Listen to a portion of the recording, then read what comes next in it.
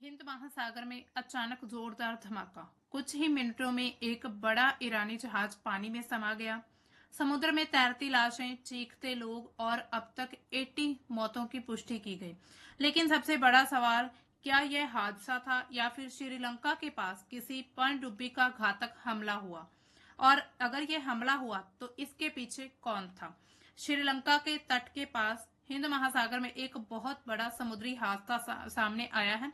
Reports के मुताबिक क्या कहा जा रहा है कि एक ईरानी जहाज को अचानक विस्फोट के बाद समुद्र में डूबते हुए देखा गया है। कुछ लोगों का यह दावा किया जा रहा है कि धमाका इतना तेज था कि जहाज कुछ ही मिनटों में पानी के अंदर चला गया। यहाँ पर हम बात कर रहे हैं ऑपरेशन क्वाइट डेथ के बारे में। ये अभी हिंद महासागर में अमेरिका ईरान का सीधा टकराव होता है। यानी कि ऐसा कहा जा रहा है कि इस जहाज पर अमेरिका के द्वारा अटैक किया गया था, क्योंकि अमेरिका काफी दिनों से ईरान पर समुद्र के रास्ते हमला करने की कोशिश कर रहा था। और आज वह समय आ चुका था जब अमेरिका ने मौका देखकर ईरान के जहाज को निशाना बनाया। स्थान अगर हम देखें तो गाले श्रीलंका से 44 नॉटिकल माइल यानी कि 81 किलोमीटर दूर अंतरराष्ट्रीय जल क्षेत्र में ईरान का एक जहाज था जिसमें 80 लोग सवार थे और उनको निशाना बनाया गया। एक अमेरिकी पनडुब्बी ने ईरानी युद्धपोत यानी कि IRIS डेना को टॉरपीडो से निशाना बनाया और पूरी तरह से डुबो दिया। यहाँ पर दोस्तों आप मैप में देख सकते हैं, ये है गाले नाम की प्लेस। यहाँ पर ये श्रीलंका भारत का पड़ोसी देश, और इसी यहाँ पर इस जगह पर जो है मैप में आप देखिएगा, इस जगह पर उस जहाज को निशाना बनाया गया। अब देखिए इसमें स्टेटमेंट क्या क्या आते हैं। अमेरिकी रक्षा सचिव पीट हेग्सेथ ने इसको हमले को आधिकारिक तौर पर क्वाइट डेथ यानी कि शांत मौत का नाम दिया है उन्होंने। और अगर हम इतिहास में थोड़ा देखें तो 1945 में जब सेकेंड वर्ल्ड वॉर होता है तो उसके बाद ये ऐसा पहली बार हुआ है जब किसी अमेरिकी पनडुब्बी ने काफी एक्टिव युद्ध में दुश्मन के जहाज को टॉरपीडो से डुबोया है। यानी कि कहीं ना कहीं अब ये वॉर जो है, यानी कि जो युद्ध मध्य पूर्व में अभी छिड़ा हुआ है, जो तनाव चल रहा है, वहां पर जो ऐसी घटनाएं देखने को मिल रही है ये लगातार बढ़ती हुई नजर आ रही है। यानी कि इससे ये भी आशंका पैदा होती है कि कहीं ना कहीं ये आगे चलकर ये युद्ध वर्ल्ड वॉर 3 का रूप भी धारण कर सकता है, यानी कि वर्ल्ड वॉर 3 में बदला जा सकता है इसको। क्योंकि अगर हम देखें मध्य पूर्व के लगभग सभी जितनी भी अरब कंट्रीज हैं इस युद्ध में कूद चुकी हैं, क्योंकि जो ईरान है वो इसराइल और अमेरिका के मिलिट्री बेसिस को निशाना बना रहा है। हालांकि इसकी जो शुरुआत थी वो इसराइल के द्वारा ही की गई थी, इस युद्ध की शुरुआत। क्योंकि जब ईरान के सर्वोच्च नेता आयतुल्ला अली खामनेई अमेरिका के साथ डील करने की बातचीत कर रहे थे, यानी कि उनकी अभी डील होने ही वाली थी कि उससे पहले उनको मार दिया गया, वो भी इसराइल के द्वारा। इससे ये भी सवाल उठते हैं कि इसराइल को शायद इस चीज का डर था कि अगर अमेरिका और ईरान की डील हो गई आपस में तो इसराइल अकेला पड़ जाएगा, क्योंकि कहीं ना कहीं इसराइल अकेला कुछ नहीं कर सकता। अगर इसको अमेरिका का, यूएसए का सपोर्ट मिलता है तभी ये किसी कंट्री पर अटैक कर पाता है, तभी उसका मुकाबला कर पाता है इसराइल।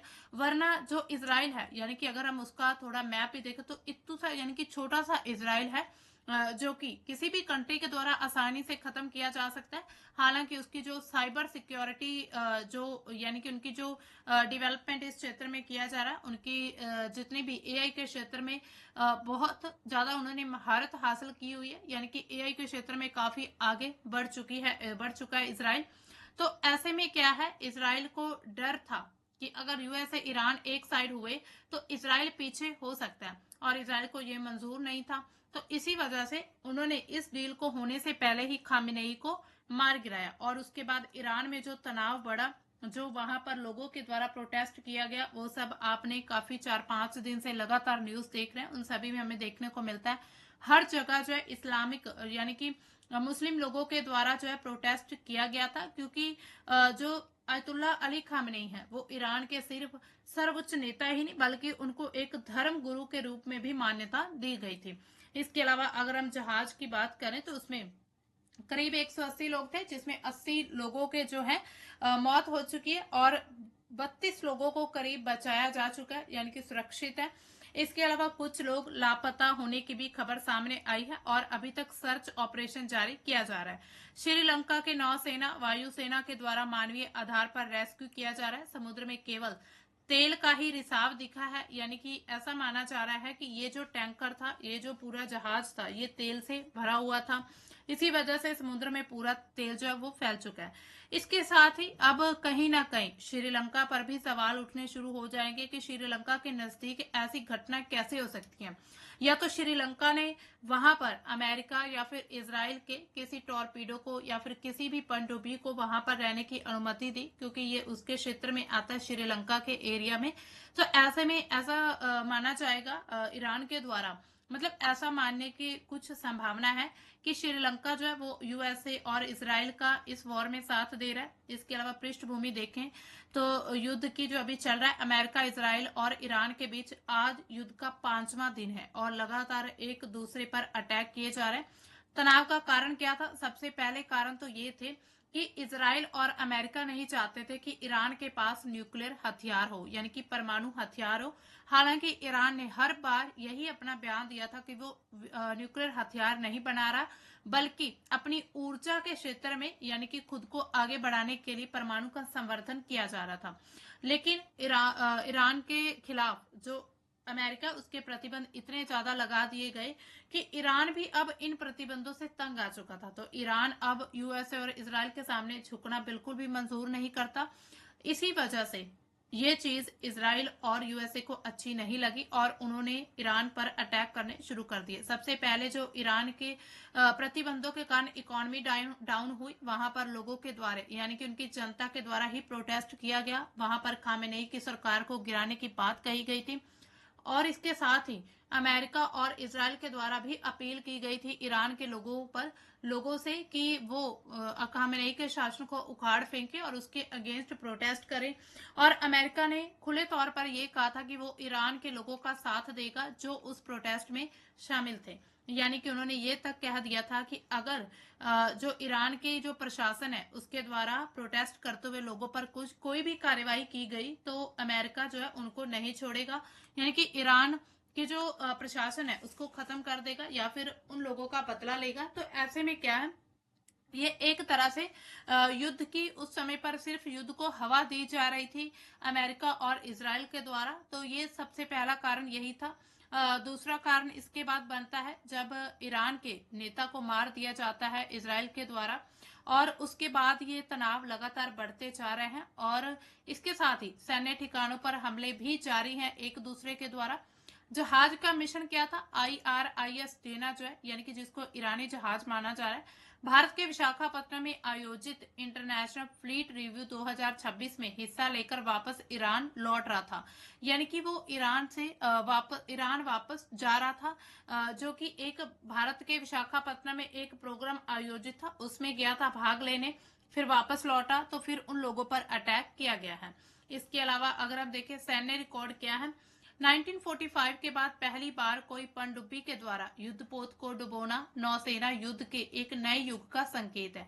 यानी कि 1945 में ऐसा हुआ था, लेकिन उसके बाद अब फिर से पहली बार ऐसा हुआ है कि किसी समुद्र में वॉर छिड़ चुकी है, यानी कि किसी एक कंट्री के जहाज को दूसरी कंट्री के द्वारा निशाना बनाया जा रहा है। इसके अलावा यूएन क्लॉज क्या कहता है? अंतर्राष्ट्रीय कानून, अंतर्राष्ट्रीय जल क्षेत्र में इस हमले ने समुद्री सुरक्षा नियमों पर गंभीर कानूनी बहस छेड़ दी है कि समुद्री सुरक्षा नियम इस समय कहां पर है, यानी कि उन नियमों को फॉलो क्यों नहीं किया जा रहा और किन कंट्री के द्वारा इनका उल्लंघन किया जा रहा है। ऐसे बहुत सारे सवाल उठ रहे हैं। इसके अलावा भारत के लिए क्या चिंता का विषय? भारत के विशाखापट्टनम से लौटते समय और भारतीय क्षेत्र के इतने करीब ये घटना हुई, हिंद महासागर में भी सुरक्षा पर सवाल उठ रहे हैं और ये भारत के लिए एक बहुत बड़ा खतरे की घंटी है। यानी कि हिंद महासागर में, इंडियन ओशियन में ही अगर इस तरह की घटनाएं होनी शुरू हुई तो इट मीन्स कि भारत इस युद्ध से बाहर नहीं रह पाएगा। भारत भी इनडायरेक्टली डायरेक्टली इस युद्ध में मतलब एंटर हो सकता है। इसके अलावा अगर हम देखें तो श्रीलंका की जो सरकार है इस घटना की जांच करने को उन्होंने आदेश दिए। ईरान ने भी इसी घटना को गंभीर बताया और सच्चाई सामने लाने की मांग की है कि सच्चाई क्या है इसके पीछे, यानी कि किसके द्वारा ये अटैक किया जा रहा है। फिर ईरान उसको भी नहीं छोड़ेगा। अगर ये हमला साबित होता है तो हिंद महासागर क्षेत्र में एक बहुत बड़ा भू राजनीतिक संकट पैदा कर सकता है। तो आपको क्या लगता है, क्या हम एक नए समुद्री संघर्ष की शुरुआत को देख रहे हैं? क्या ये आने वाले बहुत बड़े टकराव का संकेत है? आप अपनी राय कमेंट सेक्शन में जरूर बताइएगा। क्या ये सिर्फ एक हादसा था या फिर किसी कंट्री के द्वारा किया गया हमला। वीडियो को लाइक करें, शेयर करें और ऐसी ही खबरों के लिए चैनल को सब्सक्राइब करना ना भूलें।